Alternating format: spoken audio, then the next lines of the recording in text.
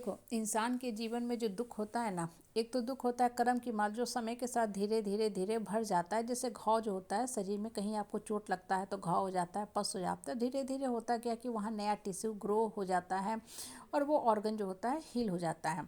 लेकिन लेकिन कुछ तरह के जो दुख होते हैं ना, वो दुख की भरपाई नहीं होती। और वो दुख क्या होता है? गलत लोगों के संगति में बैठने का नतीजा।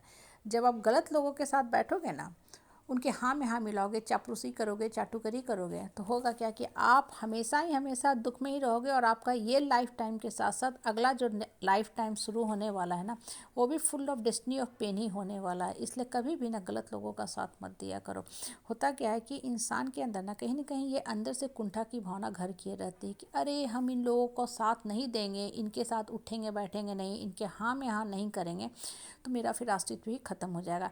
मतलब आप जाने या अनजाने कहीं न कहीं अपने आप को इतना कमज़ोर बना के रखे हो, क्रीपर बना के रखे हुए हो कि ना चाहते हुए भी आपको अधार्मिक लोगों का, पापियों का, गलत बात करने वाले का, ऐसे लोगों का साथ देना पड़ता है। उनकी छत्र छाया में जाके आपको बैठनी पड़ती है। यहाँ पे थोड़ा रुक जाओ। जितना ज़्यादा आप गलत लोगों के संगति में रहोगे, उनके हाँ में हाँ करोगे ना, आप अपने लिए हमेशा ही हमेशा अपने लिए नर्क का ही द्वार खोलोगे और अपने आप को हमेशा ही हमेशा डिस्टर्ब करते रहोगे, मन को परेशान करते रहोगे। इसलिए हम लोग बोलते हैं ना कि भाई प्रेयर करो, मेडिटेशन करो। बेसिकली ये प्रेयर और मेडिटेशन क्या है? आपको ऐसा नहीं है कि आपकी सारी मन की मुराद पूरी हो जाएगी। किसी भी इंसान की पूरी मुरी जो मुराद होती है मन की, वो कभी भी पूरी नहीं होती। ये भी कहीं लिख लेना, ठीक है। लेकिन होता क्या है कि जब आप मेडिटेशन और प्रेयर करते हो ना, तो आपके अंदर की शक्ति जो होती है ना, इतना जागृत हो जाती है, उसका जागरण हो जाता है, जो कहीं ना कहीं सोया हुआ है अंदर में, वो आपको क्या करता है, अंदर से मजबूत करते जाता है।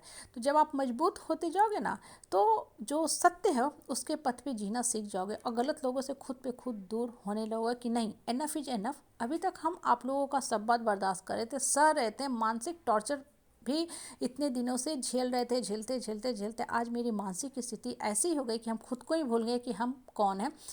अब हम नहीं बर्दाश्त करेंगे। अब मेरी आत्मा में शक्ति आ गई है, हम जीने का हक लेंगे। हम उसी तरह हैं जैसे बाकी लोग जी रहे हैं। बाकी लोग गलत काम कर रहे हैं, चाह के रहते हैं, दबंगई करते हैं, मेरे ऊपर हमेशा ही हमेशा गलत व्यवहार करते हैं। और हम चूँकि रिश्ते के लिहाज में ढो रहे हैं, सब कुछ बर्दाश्त कर रहे हैं, लेकिन पहले मेरा मानसिक स्वास्थ्य है। मैं सर उठा के जूँगी, अपने जीने का हक लूँगी और दूसरे के हाँ में हाँ, चाटुकरी चापलूसी कभी नहीं करेंगे। इसे आप कुछ एग्जाम्पल से भी समझो। देखो, कृष्ण जो थे ना महाभारत में, अर्जुन का साइड दिए, ठीक है, मतलब अर्जुन के फेवर में रहे, क्योंकि अर्जुन जो थे सत्य के रास्ता पे चल रहे थे। हालांकि उनका भी मन हिल गया था, मुंह में पड़ गए थे अपने परिवार के लोगों को देख के। इसीलिए गीता को उपदेश देकर पहले कृष्ण ने क्या किया, अर्जुन के मन में जो गंदगी बैठी थी, जो उनके मन में जो ब्लाइंड सपोर्ट की भावना आ रही थी अपने परिवार के प्रति, हालांकि परिवार के लोग अधर्मी और पापी थे, सबको क्लीन और क्लियर किया। फिर उनको साफ किया मन को, फिर कहा कि अब तुम अर्जुन युद्ध में उतरो। अर्जुन के पुत्र थे अभिमन्यु, जो बहुत ही अल्पायु में मारे गए, गलत ढंग से मारे गए। उसके बाद अभिमन्यु का जो पुत्र हुआ वो हुआ परीक्षित, जिसे अश्वत्थामा ने गर्भ में ही था तभी ही ब्रह्मास्त्र चला के मार दिया। लेकिन भाई कृष्ण तो धरती को चलाना था उनको, सृष्टि चक्र को तो वो कृष्ण ही चलाते हैं। वो तो सब जान रहे थे कि क्या सत्य है, क्या धर्म है, क्या अधर्म है, क्या असत्य है। तो उन्होंने क्या किया, परीक्षित को पुनः जीवित कर दिया। इसलिए बोलते हैं ना कि परीक्षित की तो धरती पे आने के पहले ही माँ के गर्भ में परीक्षा हो चुकी थी, मतलब वो मौत के मुंह से लड़के आया था। इसलिए आप भी कभी अकेले होने से मत डरो। ये मत सोचो कि हम इन लोगों का साथ नहीं देंगे, ये लोग बहुत महाबली लोग हैं, बाहुबली लोग हैं, चूँकि ये चहर के रहते हैं तो मेरा अस्तित्व ही खत्म हो जाएगा। बिल्कुल नहीं। जो इंसान सत्य के रास्ते पे रहता है ना, संघर्ष करता है, सही बात है, उसको संघर्ष का सामना करना पड़ता है। परिवार के लोग भी उसके साथ गलत व्यवहार शुरू कर देते हैं, उसको पागल करार करते हैं, या कहते ही हैं कि ये तो पागल ही है। कभी कभी तो पूर्ण रूप से पागल ही कर देते हैं, ठीक है।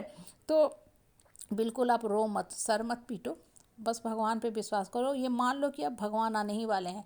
हम लोग करते क्या है ना कि भगवान की बातें तो करते हैं, लेकिन जब भगवान से मिलने का समय शुरू होता है ना, तो हम अपने आप को भगवान से दूर कर लेते हैं। क्यों? क्योंकि हमारा जो उस समय विश्वास है वो हिल जाता है। हमें लगता है अरे इतना साल तो किए, कुछ नहीं मिला, कहाँ है भगवान।